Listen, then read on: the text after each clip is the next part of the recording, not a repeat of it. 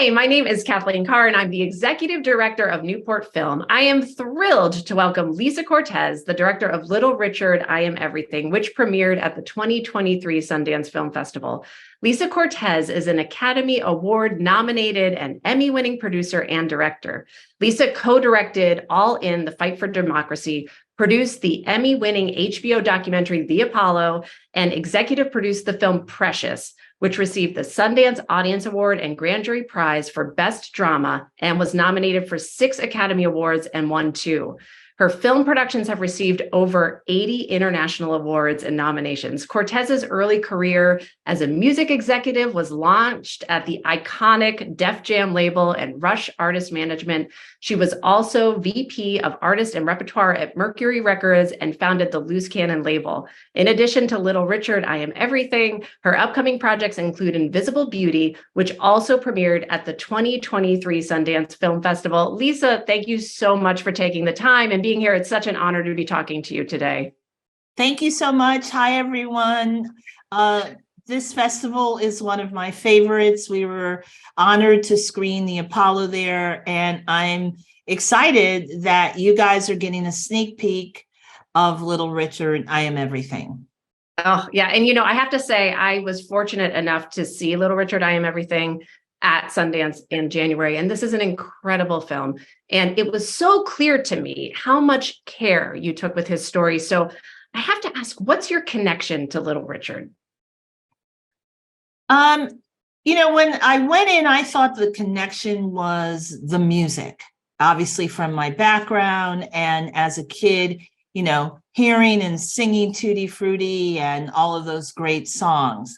And then I realized that he actually was an icon who was very important to me as someone who took all the crayons in the box and drew outside. He defied categorization. He was innovative. And what I came to realize is that he's a beacon. He's a beacon in 1955 for changing the system, as much as he is a beacon now for what he has given to our culture. Yes, and that was my huge takeaway. And I feel grateful that you spotlighted that, because it was so evident. And so that process, to kind of move through that journey as a director, what was your process in directing this story? Well, when I first started doing my research on him, what continuously came up through looking at the hours of archival footage that the great team, that all of my collaborators are brilliant and brought their, AAA game. And so there was hours and hours to look at. And what we continuously heard from Richard was discontent about being recognized and accepted. And Richard had passed away when we started this film, but I realized very quickly that it was important to center his voice through the years to tell his story. One, for accuracy, even though at times he's not the most factual narrator himself, but to give him the agency in the storytelling process. And so that was kind of the first level of structuring the film, was to understand where he was through seminal moments in his career. And then the next step was to figure out, what does this cosmology of his world look like? When you're talking about someone who is everything and all-encompassing, that begs for a visual treatment that echoes that sentiment. And working with the editors, Laura, Nenev, and Jake, we just kind of started playing around with temp footage, what this would look like to represent the impact of his presence, his contributions, but also what he left behind. Hence, you will see, or you saw the the stardust, the expanding novas, life kind of happening in a very joyous way in front of us on the screen. And that was the language that we felt was best suited to represent the grandeur of Richard and his contributions. Yeah. Yeah, because it's so apparent in the film, and there's just so much seismic changes in your perspective of Little Richard from your film. And so how did your understanding of Little Richard change after making this film? You know, I put him on a timeline in my mind structurally in an isolated fashion. Okay. And what changed for me was to see actually that it is this rupturing of the plates of music and culture, and there's a ripple effect. So that ripple effect, we literally see. You don't have the Rolling Stones and the Beatles without their exposure to Little Richard, their literal touring with him. But it didn't stop there. It extends to fashion. It extends to the ability to navigate in a world that's trying to make you less than, and for him always to be as bold and outrageous as possible. And so, you know, you don't have Little Nas X, and you don't have Harry Styles either, and you don't have Prince, and you don't have James Brown. So, you know, I started to see him in so many places, or as I like to say, that there's a little bit of his DNA that he has shared with all of us. Yeah, absolutely. You know, like the stunning part with like David Bowie, even of like drawing that direct line. It was, and it's like in hindsight, you know, it seems, but that's what's so great how you pieced it together, because it was like, oh, right. Like, but also he's the originator. Yes, the originator, he's an architect, but also who are his foremothers and fathers? And for Richard, you know, as we've seen, it's Escarita, it's Sister Rosetta Tharpe, who are really so important in rock and roll history, for the most part are not mentioned, and are queer Black artists. So to explore this great American export, and to really dissect and to see these disparate voices who have not been recognized, these hidden figures, and what they contributed. You know, in addition to giving Richard his flowers, it was also giving them the recognition that they should occupy. Yeah, absolutely. Absolutely. I mean, it's a huge story to tell. And what was the most difficult part in making this film? Making it be, like 98 minutes. You know, I would want a multi-part series if it was up to me. But, you know, we had a wonderful commission from CNN Films. Okay. Yeah. And so we knew that we were making a feature-length doc. And so one then had to, you know, as we say, kill darlings in the edit room. There's a story that I love that we allude to a little bit when we discuss Richard's picketing to the publishing companies because he hasn't been paid any royalties. Yeah. And what I wasn't able to include is that ATV Music had purchased the catalog that had Richard's songs, the publishing. Well, along comes Michael Jackson, who purchases that catalog.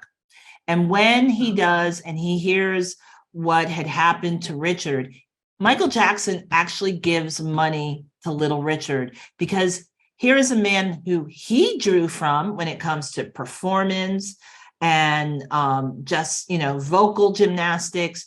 And he wanted to set things right and just said to his attorney, John Branca, who's actually in the film, that I want to give him some money.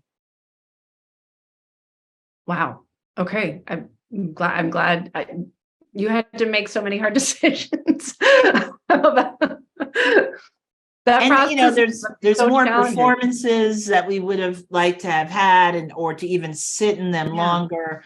That's Right. the thing. There was so many riches that he gave us, but also with all of the people from Billy Porter to Mick Jagger to our scholars, like it wasn't just like, oh, we loved him. They went deep. They shared passionately, as you can tell. They were so thoughtful, and there was so much more from them that I wish time would have allowed for. Oh, the director's cut. We need it. So, I mean, I hope everyone watching this is really getting a sense of, I mean, it really, I mean, the performances, the archival footage, I mean, it's thrilling. It's thrilling to watch. And so with Little Richard, how do you see his legacy today in not just music, but fashion and culture? Well, he wasn't afraid of sparkles and feathers, and a effeminate presentation. I think there is much more gender fluidity presentation that we can kind of almost trace back to him. Imagine it's 1955. This is a man born in Macon, Georgia. And in 55, he's giving us all these songs. He's out there. His hair is, in the bouffant and he's unabashedly himself. And as everyone who worked on this film we always thanked him for the freedom he gave us to express ourselves in as completely as we would like to, and to not be hemmed in by puritanical constraints. And so, we can see it now with men wearing skirts, and I have male friends who have better manicures than I do with the best colors, and they should. And I think Richard is a part of a post-war World War II America, the growth of the teenager, the creating a space for artists like himself to be on the television, to be on your radio, and not to just be happening in a back room somewhere, but to have both, US and international exposure that excited, inspired artists to lean into their transgressive nature. Yeah. I mean, it's, thanking Little Richard and for kind of empowering that sensibility, and thanking you for boldly taking the story and bringing it to all of us here. It's such a gift to have this story beautifully crafted the way that you have done, you and your team. So I have to ask, what's next for you? Anything you want to share that you're excited about? Anything upcoming? I'll come back soon. There's some really fantastic projects that I'm directing, and also my company, Cortes Filmworks, has some new projects and series that we are producing and working with some really incredible talent. So I can't give you an exclusive now, but I will be back with some more projects I think you guys will hopefully be interested in. Oh, I'm sure we will. And Lisa, I mean, I thank you so much for taking the time. And, we're huge fans of your work here in Newport and in Rhode Island. And so we're so grateful that you took the time to talk with all of us. And I look forward to welcoming you back to Newport very, very soon, because you are always welcome here. And we love you, and we love all that you do for storytelling in our culture. So thank you. Well, I love you guys and your festival. I will share that with other filmmakers. It is a festival that they're like, how did you get in? Or how's your film? There's jealousy. And I'm like, oh, well, we are. And because they have really good taste, but also that you're a festival that loves and respects filmmakers. You make us feel incredibly welcome, and always happy to be of support, because you give so much back to us in return. So thank you so much. Oh, well, thank you. And thank you for those kind words. Well, Lisa Cortes, director of Little Richard, I Am Everything. It's an incredible film, and we can't wait for all of you to see it. Newport Film screens impactful documentaries year-round. You can stay up to date with our latest screenings and events at newportfilm.com, and you can always follow us on Instagram at newportfilm. Lisa, thank you so much, and we will see you soon. Thank you.